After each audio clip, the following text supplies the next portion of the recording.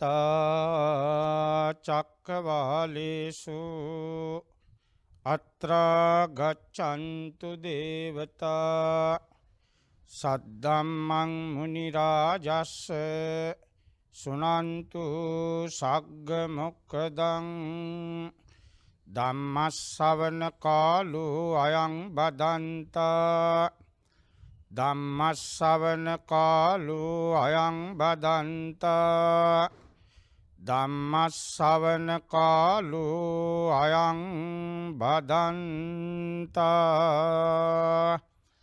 නමෝ තස්ස භගවතෝ අරහතෝ සම්මා සම්බුද්දස්ස නමෝ තස්ස භගවතෝ අරහතෝ සම්මා සම්බුද්දස්ස නමෝ තස්ස භගවතෝ අරහතෝ සම්මා සම්බුද්දස්ස සෝ ගිලානං උපට්ඨේති සෝ මං උපට්ඨති තී. ශ්‍රද්ධාවන්ත පින්වත්නි පින්වතියනි බෝසත් දරුවනි, වසරක් ඉංග්‍රීසි ක්‍රමයට අනුව නිමා වෙලා අලුත් වසරකට පා තැබුවා. පෞගිය අවුරුදු 2-3ම අපිට සිද්ධ වුණේ ඇසට පෙනෙන්නේ නැති රෝගයක් එක්ක ජීවත් වෙන්න. වෛරස් කියලා කියනවා, විෂ බීජ කියලා කියනවා. ඇසට පේන්නේ නැහැ, දැක්ක කෙනෙක් නැහැ. නමුත් ලෝකෙම සලිත වුණා, බය වුණා. අපේ රටේ පින්වත්නි 14,000කට වැඩිය අපේ මිනිස්සු මැරුණා. පුංචි ළමයි මැරුණා, තරුණ ළමයි මැරුණා, වැඩිහිටියෝ මැරුණා. ආම්දුරුගුල්ලොත් අපවත් වුණා. ඇසට පෙනුනේ නැහැ, නමුත් ලෙඩේ භයානකයි. අලුත් අවුරුද්දක් ලැබුවා, අවුරුද්දක් ගෙවුණා. අවුරුද්දකින් අපේ තරුණකම නැති වුණා, අවුරුද්දකින් අපි නාකි වුණා. දැන් අපිට ජීවිතේ තව චුට්ටයි තියෙන්නේ. ඒ නිසා බුද්ධිමත්ව වැඩ කරගන්න ඕන. අත්තානංචේ පියං ජඤ්ඤා රක්කෙය්‍යනං සුරක්කිතං. තමන්ට ආදරේ නම් තමන්ව රැක ගන්න ඕන. තින්න මඤ්ඤ තරං යාම. අවස්ථා 3ක් තිබුණා, තියෙනවා. ළමා කාලේ ගෙවිලා ගියා, තරුණ කාලෙත් ගෙවිලා ගියා. දැන් අවසන් කාලේ. දැනුත් අපිට පුළුවන්. මේ ලෝකේ බෑ කියලා දෙයක් ඇත්තේ නැහැ. ඒ නිසායි බුදුවරු ලෝකෙට පාළ වෙලා මේ අපිට නිර්මල දර්ශනය ඇත්ත ඇති සැටියෙන් දකින්න උගන්වන්නේ. පින්වත්නි, නිවන් කිව්වට නිවනට සුදුසුකම් ඕන. ඒ සුදුසුකම් තමයි අපේ ත්‍රිපිටකයේ පුරාම දේශනා කරලා තියෙන්නේ. ත්‍රිපිටකයේ තියෙන පොත් 57 පුරාම තියෙන්නේ නිවනට සුදුසුකම්. සුදුසුකම් කියවලා බෑ, තමන් ළඟ තියෙන්න ඕන. සුදුසුකම් කියන ඒවා තමන් ළඟ තියෙන්න ඕන. ඔන්න දැන් බලන්න, බුදුහාමුදුරු දේශනා කරනවා යමෙක් ලෙඩ වෙලා ලෙඩාට උපස්ථාන කරන උපස්ථායකයා ළඟ සුදුසුකම් තියෙන්න ඕන. උපස්ථාන ලබන්නත් ලෙඩාට සුදුසුකම් තියෙන්න ඕන. එතකොටයි ලෙඩේ ඉක්මනින් සනීප වෙන්නේ. හොඳ උපස්ථායකයෙක් ලැබුණා, ලෙඩා අකීකරුණා, එයාට සනීප වෙන්න බෑ. දැන් අපේ රටේ තුනේ එකයි, කොරෝනා කියලා උපස්ථායකයෝ ඉන්නවා. නමුත් ලෙඩු වෙච්ච අපි අකීකරුයි. අපි ඈම වැඩක්ම කරන්නේ අරියාදුවට. කියන දෙයට කන් දෙනවා තමයි. නමුත් ඒවා පිළිපදින්නේ නැහැ. වෙන රටවල් වල බන නැහැ. ඒ මිනිස්සු කීකරුයි. අපි පොඩ්ඩ නැත්තම් පින්වත්නි පුදුම જાතියක්. ලෙඩා පිළිබඳ බුදුහාමුදුරු දේශනා කරපු සූත්‍රයක් අංගුත්තර නිකායේ පංචක නිපාතේ කරුණු 5 බැගින් තියෙන කොටසේ තියෙනවා ගිලාන වග්ග. ගිලාන කිව්වම දන්නවද? දැන් දායකයෝ අපිට නිතර පූජා කරන්නේ ගිලම්පස. මේ ගිලම්පස කියන්නේ තේ වතුර නෙමෙයි. අපි ගිලම්පස කියලා තේමනේ දෙන්නේ නැහැ බේත්. ඉස්සරේමයි. බෙලි මල්, කොත්ත මල්ලි, රණවරා, නීරමුල්ලිය, පොල්පලා පින්වත්නි බෙලි කටු පවා තම්බල දෙනවා. ගිලම්පස. සෙමට, පිතට, වාතෙට ගැලපෙන ඖෂධයක්. සන්ධ්‍යා කාලේ ආම්දුරන්ට පිළිගන්නවා. ආම්දුරු සූපත් වේවා. එතකොට ගිලාන වග්ගයේ තියෙන සූත්‍රයක් තමයි දුපට්ඨාන සූත්‍රය. ඒ කියන්නේ උපස්ථායනය ලැබුණට බෑ ලෙඩා අකී කරුණ. සුපිරිම වෛද්‍යවරු ලැබුණට බෑ. ලෝකෙ තියෙන හොඳම බේත ලැබුණට බෑ ලෙඩා ඉතුවක්කාරණ. ඉතුවක්කාරකම හරි භයානකයි. හොඳට තේරුම් ගන්න. මේ අවුරුද්දේවත් සැනසෙල්ලෙන් අපිට ජීවත් වෙන්න. රටේ කොතන බැලුවත් ප්‍රශ්න. ඒ ප්‍රශ්න ASCII ලෙඩත් ආවොත් ලෙඩ වුණොත් පින්වත්නි ඉතා ගන්න බැරි ප්‍රශ්නයක්. ඒ නිසා රෝගියා මුලින් තමන්ගේ රෝගෙට තමන්ට වැළඳිලා තියෙන ලෙඩේට ගැලපෙන්නේ නැති වැඩ කරන්න හොඳ නැහැ. අහිත දේ කරන්න හොඳ නැහැ. අහිත දේ කරනවා නම් එයාට සනීප වෙන්න බෑ. දැන් මේකෙම එක විදිහේ උපදෙස් අපිට දෙන්නේ. හොඳටම සෙම වැඩි වෙලා, එම්බිරිසාව වැඩි වෙලා මා රෑ නෑවොත් ලෙඩේ වැඩි වෙනවා. සෙම අධික කෙනා පින්වත්නි ඒකට පරිස්සම් වෙන්න ඕන. සීතල දේ කෑමෙන් වළකින්න ඕන. අහිත දේ නිතර කරනවා. වෛද්‍යවරු කියනවා මේ දේවල් කරන්න එපා. එපා කියපු දේවල් නිතර කරනවා නම් දැන් බලන්න සීනි අමාරුව, දිය වැඩියාව. පැණි රස කන්න එපා කියලා කියද්දි ඇඟි කනවා නම් එයාට උපස්ථාන කරන්න බෑ. එයා ඉතුවක්කාරයි. එහෙම කෙනෙකුට හොඳම වෛද්‍යවරයා ලැබුණත්, හොඳම උපස්ථායකයෙක් ලැබුණත්, ලෝකේ තියෙන වටිනම බේත පෙත්ත ලැබුණත්, දුර්ලභ ගණේ කසාය ලැබුණත්, කැලේට ගින් කඩාගෙන ආපු කසාය බිව්වත් එයා ඉතුවක්කාර නම් එයාට බෑ සනීප වෙන්න. දෙවෙනි කාරණේ තමයි රෝගයට සුදුසු දේ දන්නේ නැහැ. මේ රෝගෙට මෙන්න මේකයි කරන්න ඕන. මේ රෝගෙට මෙන්න මේ જાතිය බේත් බොන්න ඕන. ඒව ගැන දන්නේ නැහැ.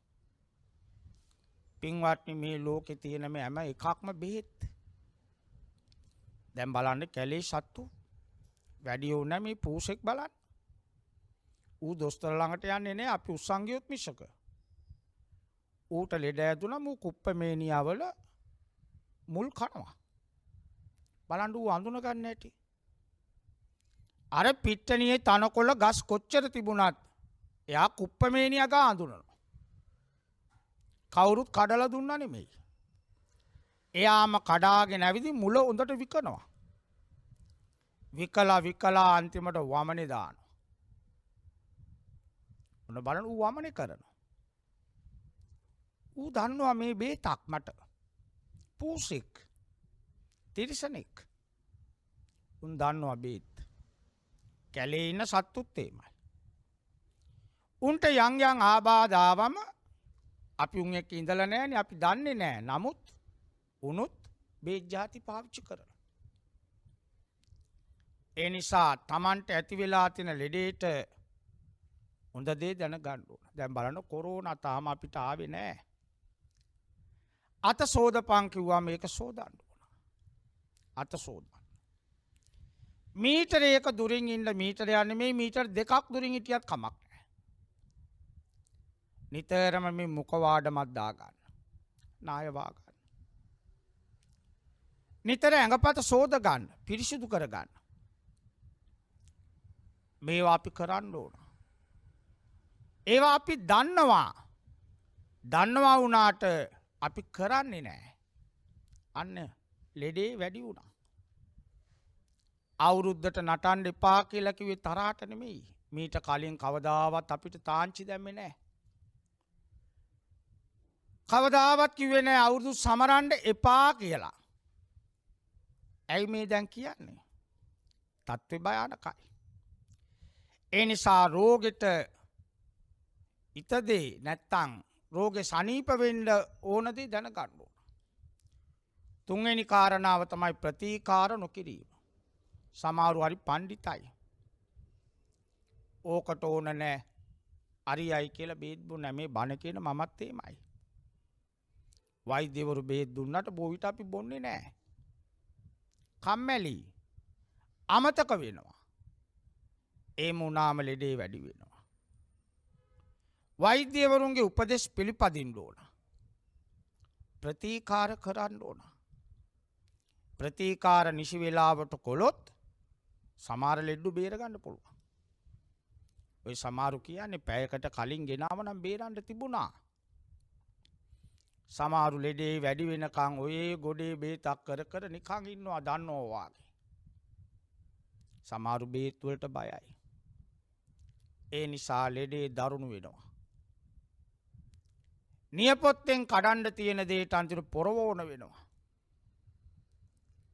අසනීප ටිකක් එනකොටම පරිස්සම් වෙන්න ඕන. ආරෝග්‍ය පරමා ලාභා ලෝකේ තියෙන ලොකුම ලාභය නිරෝගීවන්තකම. නිරෝගීකම තරම් ලාභයක් තව ඇත්තේ නැහැ. කෝටිපතියෙක් වුණත් පින්වත්නි පළක් නැහැ ලෙඩෙක් නම්. අල්පාබාධ කෙනෙක් වෙන්න ඕන. ඒකට ප්‍රතිකාර කරගන්න ඕන. හතරවෙනි කාරණාව තමයි උපස්ථායකයාට වෛද්‍යවරයාට බොරු කියන්න හොඳ නැහැ. දැන් බලන්න සමහර ලෙඩු වෛද්‍යවරයා ළඟට ගියාම වෛද්‍යවරයා විස්තර ලියනවා.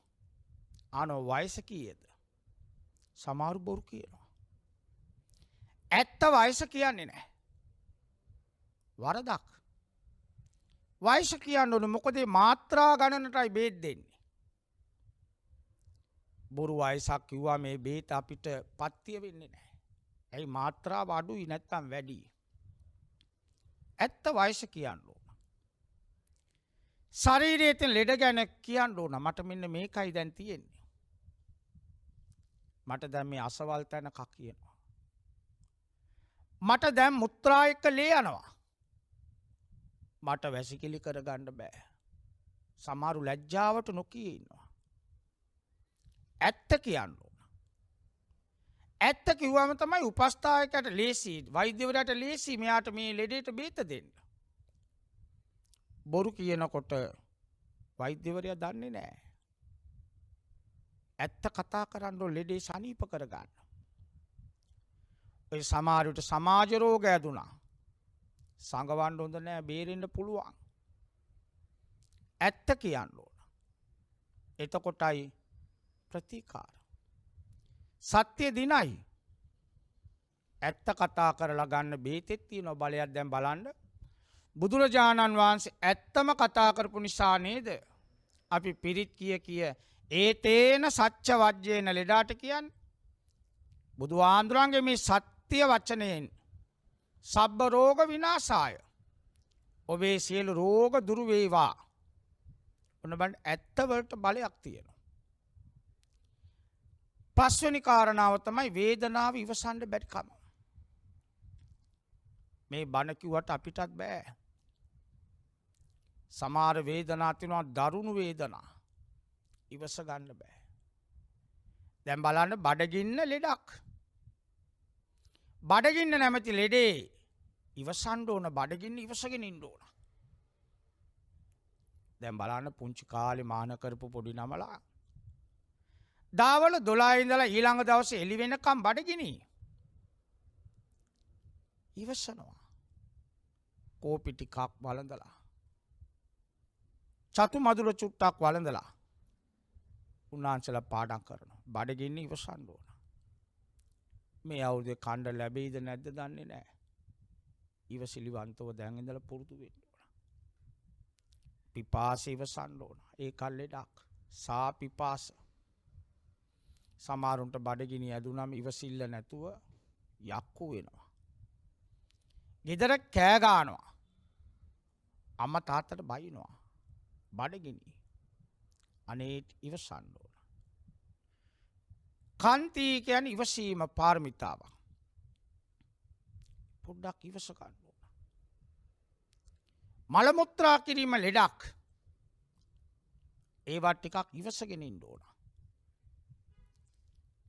ඒ නිසා කායික වේදනා මානසික වේදනා ඉවසන්න බැරි නම් එයාට උපස්ථාන කරන්න අමාරුයි. දැන් බලන්න කොරෝනා කාලේ අර නායට මොකද දැම්මනේ? ඒ වේදනයි. ඒ නිසා ඒ වේදනාව ඉවස ගන්න බැරුවනේ දොස්තරට කනට ගැව්වා. පයින් ගැව්වා. ඉවසන්න බෑ. බේතක් විඳින්න ඉවසන්න බෑ. වේදනාව දරා ගන්න බැරි වුණොත් සමහරු මැරෙන්න දඟලනවා. වේදනාව ඉවස ගන්න බැරුව සමහරු සිය දිවි නසාගත්ත තැන් තියෙනවා. වේදනාව. පින්වත්නි ඔබ හිතන්න පුළුවන් අපිට වේදනාව නැති නිසා කියන ඕ අපිටත් බෑ. මේ කියන්නේ අපි පුරුදු වෙන්න ඕන. ඒකටයි බුදුවරු බණ කියන්නේ. අපි ළඟ නැති ගුණ ඇති කර ගන්න ඕනේ. මේවා අපි ළඟ නැහැ. බණ කියන මා ළඟත් නැහැ. නමුත් චුට්ට මේවා අපේ සිතට අපේ ජීවිතයට ඇතුල් කර ගත්තොත් නිවන් මඟ කිට්ටු වෙනවා. නිවනට යන්න පාර පැහැදිලි වෙනවා. පාර සකස් වෙනවා. ඒකටයි මේවා දේශනා කළා තියෙන්නේ. බලන්න පළවෙනි එක රෝගේ වැඩි වෙන දේවල්මයි කරන්නේ. මේ අපි ඔක්කොම පිස්සුනේ. ඒකට ලෙඩක් උමතු රෝගේ. අපි ඔක්කොම ලෙඩ්ඩු. එක මාදිරි ලෙඩ අපිට තියෙනවා. එතකොට සමහරු ලෙඩ දාගන්නවා. මෙන්න ලෙඩේට අවශ්‍ය නැති දේවල් ලෙඩේ වැඩි වෙනවා කියලා දැන මේවා කොළොත් එයා අපරාධයි. බොහොම ප්‍රසිද්ධ ගායිකාවක් ඉන්දියාවේ. එයා කටින් නැත්තම් සින්දු කියලා යම්බ කළේ කෝටිපතිනියක්. බොහොම ප්‍රසිද්ධයි.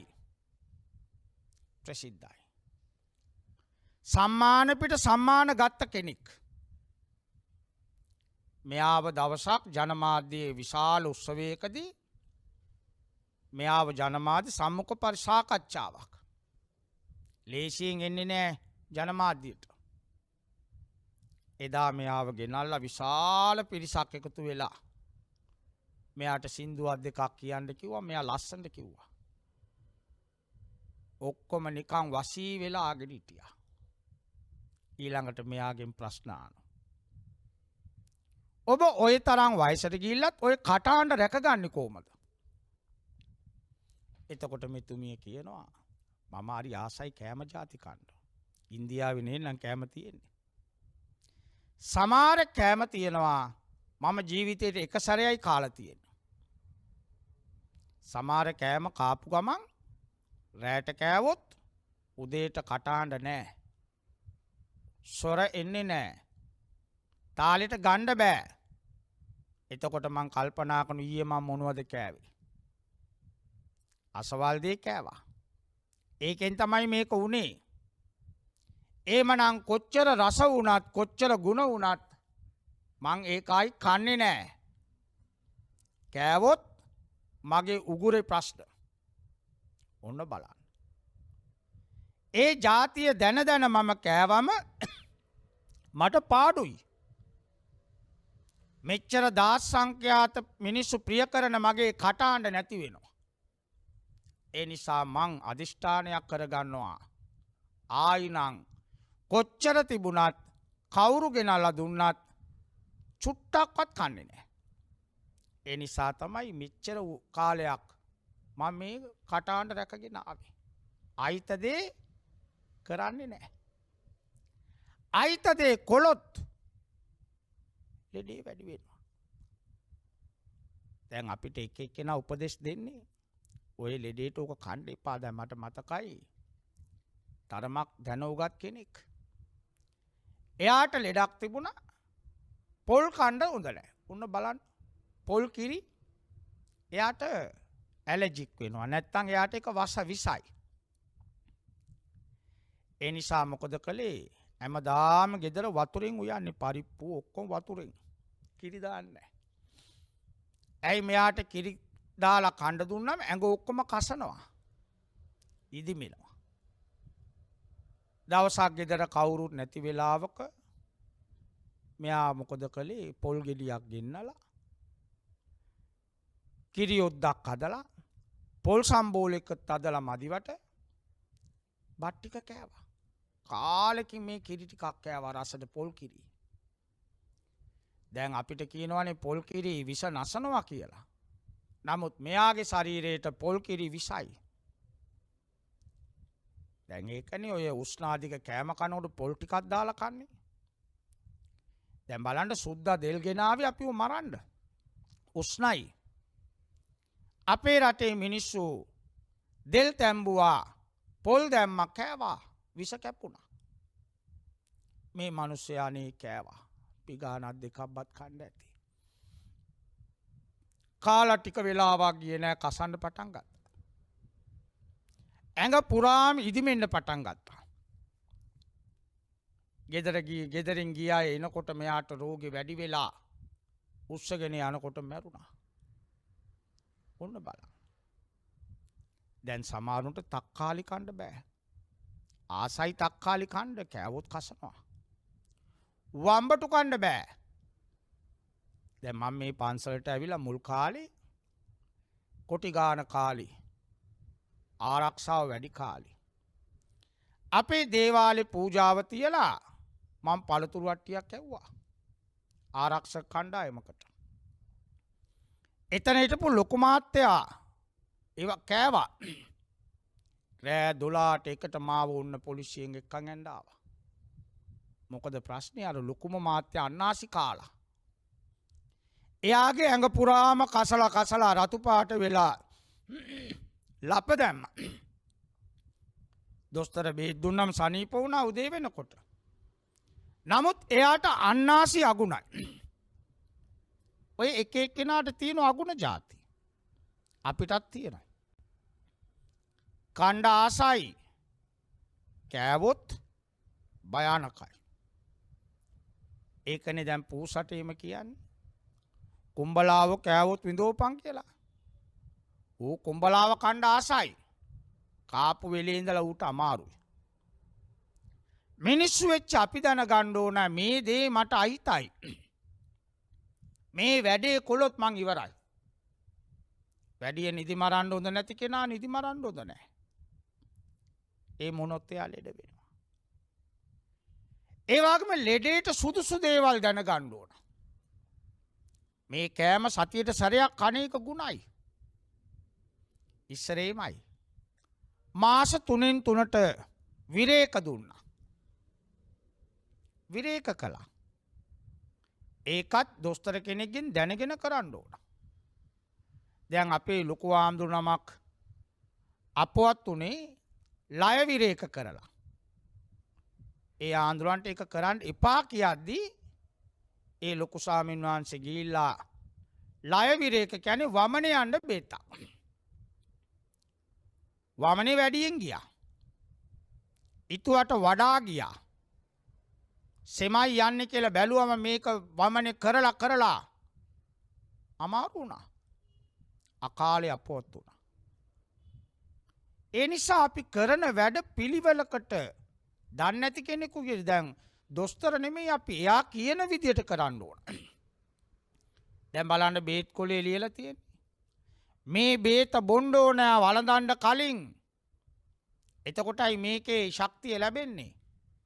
වැළඳුවට පස්සේ කාලා මේක බීලා වැඩක් නැහැ. කණ්ඩ කලින් කෑමට පෙර මේ බේත කෑමට පසු කෑම කණ්ඩ කලින් මේක බොන්න එපා. බිව්වොත් බඩ දැවිල්ල ගනි. ඒකනේ ලෙඩ වෙච්ච ආම්දු ගොල්ලන්ට වෛද්‍යවරු කියන්නේ. ඉස් බඩ නම් බොන්න එපා අඳුන්නේ. බිස්කට් එකක් කිරිවීදුරුවක් හරි බීලා මේ බේත බොන්න. නැත්තම් අමාරු. අපිට එimhe වෙච්ච වෙලා තියෙනවා. කිසිවක් නොකා පඬිතකමට බිව්වා. දවස් 2-3ක් බඩ ගිනි ගත්තා වාගේ. එතකොට ඒකට වෙන බේතක් බොන්න ඕන. ඔන්න බලන්න. ඔවා තමයි දාගත්ත ලෙඩ. ඉල්ලම් කනවා කියන්නේ ඒකට.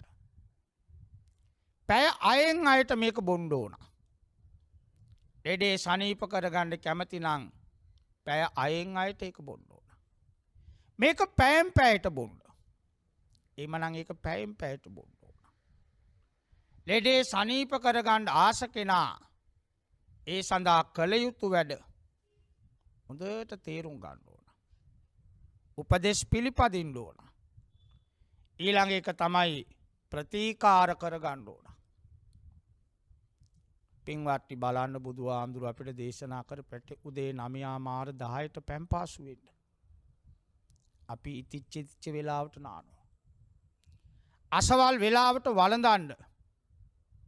නිරෝගීකම ලැබෙන්නේ එතකොට. දැන් බලන්න ගෑස්ට්‍රික්. දැන් ඉන්න තරුණ ළමයින්ට කන්න වෙලාවට. කනේ කරියට කන්න. වාඩි වෙලා කන්න.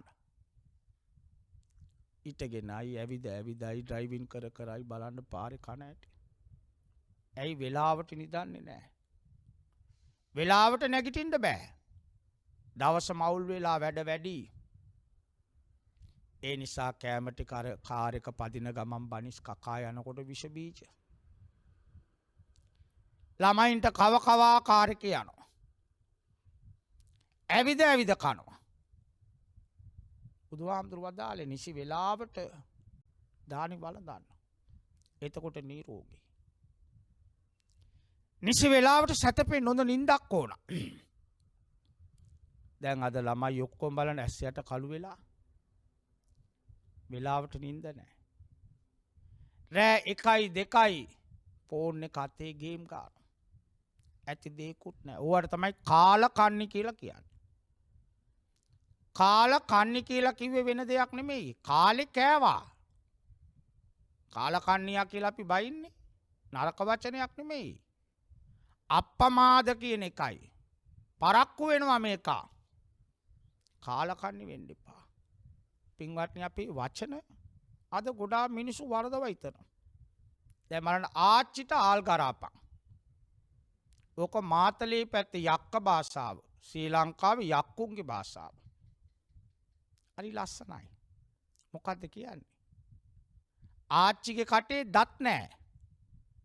ආච්චිට නෙමෙයි බත් උයන්නේ. ආච්චි කටේ දත් නැහැ. ගල් තිබුණත් එකයි නැතත් එකයි. බත් මුට්ටියේ මා ලොකු ගල් තියෙන්නේ නැහැ.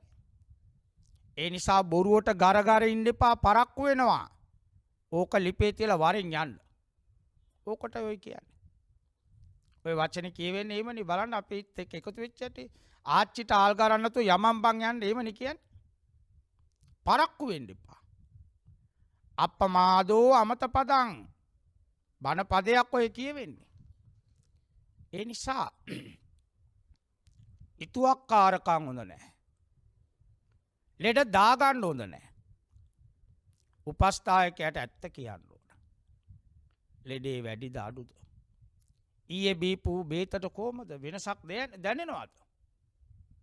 දැන් බලන්න බොරු කියපු වෙච්ච දේනේ. රට්ටපාල කතාව මේ චක්කුපාල කතාව. වෙදාට බොරු කිව්වා. දැන් මේ ගෑනු ළමයා අන්ධයි අන්ධ වුණාට ලස්සනයි. ඒ කාලේ චක්කුපාලාම්දුරු වෛද්‍යවරයෙක් ඇස් දෙකට විශේෂඥ කෙනෙක්. මේ කෙල්ලව දැක්කම මේ වෛද්‍යවරයා වයසයි රාගයක් ඇති වුණා. රාග සිතින් ඔන්න අර කෙල්ල ළඟට ගිහින් බැලුවා ලස්සනයි. උපතින් අන්ධයි නෑ පුංචි කාලේ අන්ධ වෙලා තියෙන. ඇස් දෙක බැලුවා පුළුවන් සනීප කරන්න. ඇව්වා පින්වතිය උඹේ ඇස් දෙක මම සනීප කොළොත් උඹ මට මොනවද දෙන්නේ? ජීවිතේ වටින දෙයක් ඇස් දෙක. මගේ ඇස් දෙක සනීප කොළොත් වෛද්‍යතුමනි ඉල්ලන ඕන දෙයක් දෙන්න.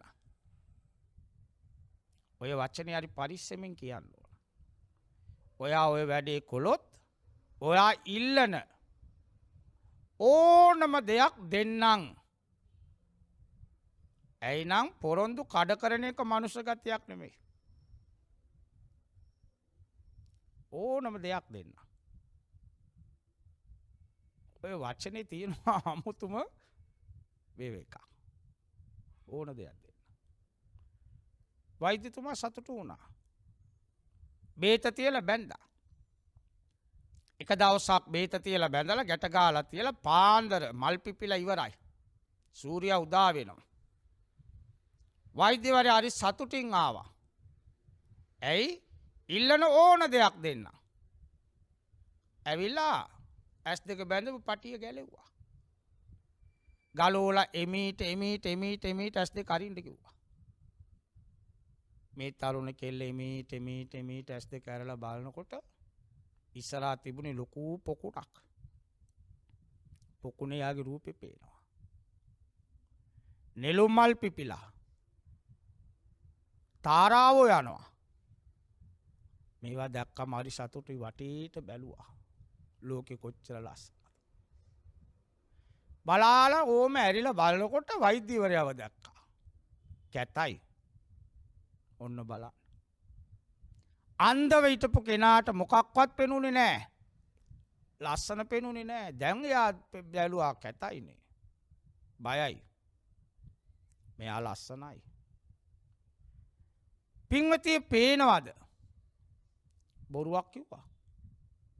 මොකද කිව්වේ? පේන්නේ නෑ. වෛද්‍යවරයා දන්නවා පේනවා. මෙයා බොරු කරනවා. පින්වතිය දැන් ওই බේත තියලා බැන්දම තව බේතක් තියන්න ඕනේ වෙලෙම. නැත්තම් හරියන්නේ නැහැ. මේ මෝඩ කෙල්ල ඊතුව ඇත්ත වෙන්න ඇති. දැන් මේ පේනවනේ. එහෙනම් තව බේතක් තියලා බඳින්නම් කියලා වාඩි වෙන්න කියලා. අර ඇස් දෙක කුණු වෙන බේතක් තියලා බැන්දා. කුණු වේයන් කියලායි බැන්දේ.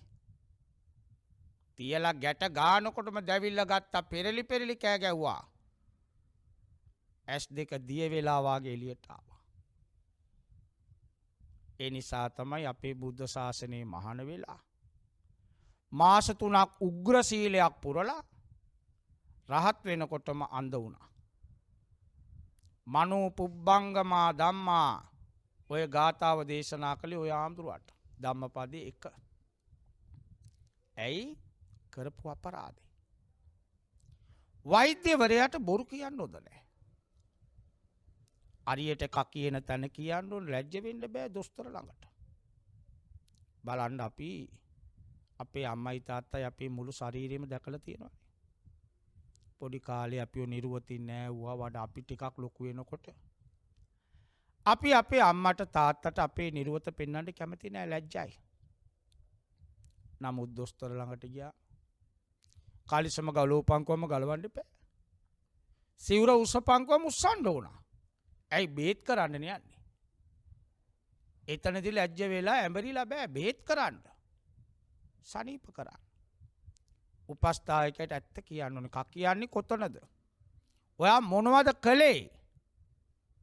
දොස්තරට බොරු කිව්වා මෙයා දෙන බේත් වැරදුනොත් වෙන ලෙඩක්. වයස හරියට කියන්න ඕන. එහෙම නැත්නම් අමාරු වැටෙනවා. ඊළඟට වේදනානුපස්සී විහෙරති. මෙතන කියන්නේ කායික වේදනා. සමහරට ඉවසන්න බෑ. පුංචි දෙයට කෑ ගන්නවා. පුංචි දෙයට මිනිස්සු ඉන්නවා ඒම හරි බයයි. ලෙඩවලට බය වෙන්නත් හොඳ නැහැ. කොරෝනා අවුරුදු 3ක් විතර ලෝකෙම වෙලා ගත්තා. ලෝකෙම බය වුණා. ඒ වේදනාව ඉවසපු අය ඉන්නවා. ඒ අය කියනවා කෑ ගාලා ලෙඩේ සනීප වෙන්නේ නැහැ. පෙරළුණාට ලෙඩේ සනීප වෙන්නේ නැහැ. ඉවසන්න ඕන. ඉවසීමෙන් සැනසීම ලැබෙයි. අනුන්ට කරදරයක් නැත්තම්. වේදනාව ඉවස ගන්න බැරි වුණාම උපස්ථායකයට එපා වෙනවා. එයා කලකිරෙනවා. සල්ලි දීලා වර ළඟ තියාගන්න බෑ ඊට පස්සේ. ඉන්නේ නෑ. මම අනාථ වෙනවා. අසරණ වෙනවා. මට වැසිකිළියකට යාගන්න කැසිකිළියකට යාගන්න මාව අල්ලගෙන යන්න කෙනෙක් ළඟ නැත්තම්. සමහරු වේදනාවෙන් ඉවසන්න බැරුව ළඟ ඉන්න උපස්ථායකයට ගානවා. බත් පිගානෙන් ගාපු තැන් තියෙනවා. උණු තේක මූණට විසික් කරපු තැන් තියෙනවා. ඒ මුණා මාරයට එපා වෙනවා. අපෝ බෑ යා ළඟ ඉන්න. ඒ නිසා දවසට 1000ක් 2000ක් දුන්නත් ඉන්නේ නෑ. සල්ලි නෙමෙයි. මෙයා එක්ක බෑ වැඩේ කරන්න. ඒ නිසා උපස්ථායකයාත් මොකද කරන්නේ? ආවට ගියාට ළඟ ඉන්නේ නෑ. අය එනකොට ඉන්නවා. අනික් වෙලාවට එළියට ගිහින් ඉන්නවා. බෑ මෙයා එක්ක ඉන්න. සල්ලි ගණ්ඩායි එතකොට වැඩ කරන්න. අපි කාරුණික වෙනවා නම් මොකද මෙයා මට සලකනවා. පොඩ්ඩක් අමාරු ඉවස ගන්න ඕන. ඉවසීමෙන් තමයි සැනසීම. ඒ නිසා නිවන් කියන නිවනට යන අපි කවුරු ලෙඩ්ඩු. මේ ලෙඩ කූඩුවක් තියෙන්නේ. ගස්වල තියෙනවනේ බෙන. ඒව තියෙන කුරුල්ලන්ට. ඒ වාගේ තමයි මේ ශරීරයේ නැමැති කූඩුවක්. ඉස්සර මිනිස්සු කියන්නේ ශරීර කූඩුව කියලා. මේ කූඩුව පුරාම තියෙන එක එක જાතියේ ලෙඩ ඒවා කුරුල්ලෝ වාගේ. එනවා යනවා. එනවා යනවා. උණ ආවා. දවසෙන් දෙකෙන් ගියා. කැස්ස කුරුල්ලෙක් කූඩුවට ආවා. ගියා. යන්නෙම නැති කුරුල්ලෝ ඉන්නවා. උන් සදාකාලිකයි. උන් පදිංචි වෙලා. සීනියාවම යන්නේ නැහැ. කොලෙස්ටරෝල් ආවම යන්නේ නැහැ. ප්‍රෙෂර් ආවම යන්නේ නැහැ. ඒවා සදාකල්. ඒ නිසා මේ ශරීර කූඩුවත් ලෙඩ ගොඩක්. නිරෝගීව ඉන්නවා කියලා අපි හිතනවා. නෑ අපි ඔක්කොම ලෙඩු. අපි ලෙඩ දා ගන්නවා. කෙලස් කියලා කියන්නේ අපි වැරදි කරන්නේ. දැනයි කරන්නේ මේක කොලොත් මේම වෙයි. ඒකට කමක් නෑ. මම බලා ගන්න. ඔන්න ඒවනේ කියන්නේ. ඕන දෙයක් වෙච්චාවේ. ඒමත් කියනවා. පස්සට වෙන දේවල් ගැන හිතන්නේ නෑ. විශ්වාසය නැති කර ගන්න. paludu කර ගන්න. කරන කලට පව මිහිරිය මීසේ රසයි සදා බෑ. අන්න මෙන්න මේ දේවල් නොකොලොත් හොඳයි. ඒවා දන්නේ නෑ. දන්නේ නැති කමට කරනවා. මෝඩ කමට කරනවා. ඒකෙන් තව ලෙඩ වැඩි වෙනවා. කෙලෙස් වැඩි වෙනවා. සසර දිග්ගෑයනවා. සසර දිග්ගෑයනවා. බුදුහාමුදුරු නැමැති උපස්ථායකයා නැත්තම් වෛද්‍යවරයා අපිට කියපු දේ අපි පිළිපදින්නේ. දැන් බුදුහාමුදුරන්ට වෛද්‍යවරයා කියලානේ කියන්නේ. සත් හට වෙන බව දුකට වේදාන. මේ දුක් සියල්ලටම වෙදකම් කළේ බුදුහාමුදුරු. උන්වහන්සේ අපිට දේශනා කළා. ඔය සංසාර ලෙඩෙන් එතර වෙන්න නම් සතර සතිපට්ඨාන පුරුදු කරන්න. අපි යන්නේ අපි දන්නේ නැහැ. අපි කරන්නේ නැහැ. අපි ඕවා එච්චර පිළිපදින්නේ. සතර ඉරිදිපාද සතර සම්‍යක් ප්‍රදාන පංච ඉන්ද්‍රිය පංච බල සප්ත බොජ්ජංග ආර්ය අෂ්ටාංගික මාර්ගයේ ගමන් කරන්න. එතකොට ඔය ලෙඩ සියල්ල ඉවරයි. සම්මා දිට්ඨි සම්මා සංකප්ප සම්මා වාචා, සම්මා කම්මන්ත, සම්මා ආජීව, සම්මා වායාම, සම්මා සති, සම්මා සමාධි. මෙන්න මේ මගේ මං ආවා. දවසක් දෙකක් නෙමෙයි සාරා සංකේය කල්පලක්ෂයක්. මේ මාර්ගෙ මං ආපු නිසා මගේ සියලුම ලෙඩ සනීප වුණා. දැන් මම ආරෝග්‍ය කය ලෙඩයි මගේ. නමුත් මගේ සිතේ ලෙඩ නෑ. මම නිවුණා. නිවන් කියන්නේ ඒකයි. නිවනට යන ප්‍රතිපදාව ඒකයි. ඒ ප්‍රතිපදාවේ ගමන් කරපු උත්තමයෝ ලෙඩවලින් මිදුණා. කයේ ලෙඩ තියෙනවා. මොකද ඇටකටු තියෙන්නේ. මස්නාර තියෙන්නේ. මනස සූපත් වුණොත් සියල්ල ජය ගන්න පුළුවන්. ඒ නිසා තමයි ජාති ජරා මරණ ව්‍යාධි කියලා කියන්නේ.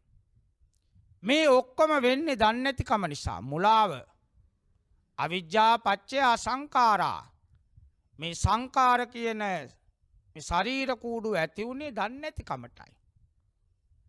හොඳට දන්නවා නම් එයා නීවරණ නැමැති ලෙඩ අයින් කර ගන්නවා. ඔය සල්ලේක සූත්‍රයෙන් කියන්නේ ඒකයි. මේ ඔක්කොම කෙලෙස් උල්වාගේ අනිනවා. දැන් බලන්න අපිට තියෙන සමහර විසප්පුවේ මාවොත් ඇනෙනවා වාගේ තියෙන්නේ.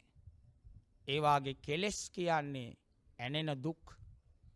ඒ කෙලෙස් වලින් එතර වෙන්නයි බුදුවරු බණ කිව්වේ. ඇත්ත පිළිගත්තා නම් සත්‍යවාදී වුණා නම් තියෙන දේ අනුන්ට බෙදුවා නම් මනස නිතර පිරිසිදු කළා නම් මෛත්‍රී වඩනවා කරුණාවෙන් සිතක් අනුන්ගේ දියුණුව දැකලා සතුටු වෙනවා. අනේ අනුන් දුන්නත් එකයි නැතත් එකයි සියල්ලෝ සැපවත් වේවා. මුදිතා.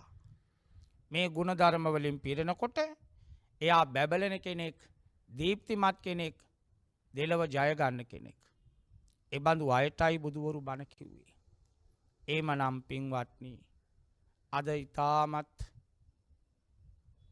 සතුටු වෙන්න පුළුවන් දවසක්. සෑම දිනම එකතු වෙලා අද මේ ධර්ම දේශනාව සිද්ධ කරගෙන යන්නෙත් රටේ ඒ තරම්ම සුබදායක නැතිවත් බුදු බණ තරම් සැනසෙල්ලක් අපිට තව ඇත්තේ නැහැ. ධම්මෝෂධ සමං නත්ති. ධර්මයේ තරම් වටිනා ඖෂධයක් ලෝකේ නැහැ. බුදුහාමුදුරු දේශනා කරපු ඒ ධර්මයේ නැමැති ඖෂධේ පානය කරන්න. මේක කොහොමද පානය කරන්නේ? සුනාත ධාරේත චරාත. හොඳට ආගෙන ඉන්න.